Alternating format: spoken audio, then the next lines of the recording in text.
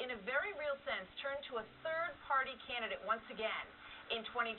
Here's the latest analysis of the changing political landscape from Pat Caddell and Doug Schoen, written about today in the Wall Street Journal. Here's a quote from them. The United States is in the midst of what we would both call a pre-revolutionary moment. There is widespread support for fundamental change in the system.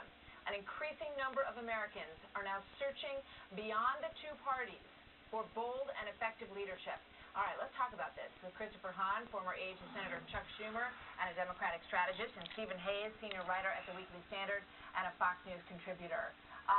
It's an interesting look at the scenario when we watch Stephen Hayes, the GOP contenders struggling for a front runner, and the very real option that a new person could come on the scene or that one of them could splinter off and run as a third-party candidate. It is. I would say, just to put this in its proper context, you have 58% of people saying in this current poll that they could see need for a third party. Back in the summer of 2007, Gallup did a poll and also found 56% of people saying the same thing. And in 2003, you had a Gallup poll that found that, I think it was 53 or 52% saying there was a need for a third party. So America constantly flirts with the idea of a third-party presidential candidate. What I think makes this different, if you look at the Gallup numbers in particular, is where the ideological hunger for a third-party candidate is coming from.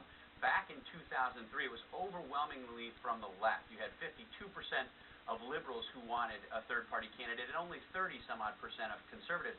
Today, those numbers are even. You have 52% of liberals who want a third-party candidate and 51% of conservatives. Now, that's a pretty dramatic swing. Yeah, indeed it is. And Chris, just your initial take on this premise here, that we could see a third-party candidate this time around. You know, Martha, third parties are like Jell-O. There's always room for another candidate, but it rarely fulfills you. I think what we're going to see here is there probably will be a third-party candidate coming from the right, based on some of the numbers I've seen, both in what the Caddell study showed and some other polls that's been out there. There is definitely a lot of angst amongst Republicans. We see this as every couple of weeks the front runner in this election seems to change, and every time there's a shiny new candidate, the polls will immediately jump to them. So what I am hearing and what I'm feeling out there is that, you know, you could see a serious Republican third-party candidate, perhaps a Ron Paul, if he does not get the traction in the primaries, he goes off and runs this third-party election. Listen, he has proven that he can raise substantial funds from his network on the internet, and he'd make a very formidable candidate, and that would almost assure President Obama got reelected in 2012.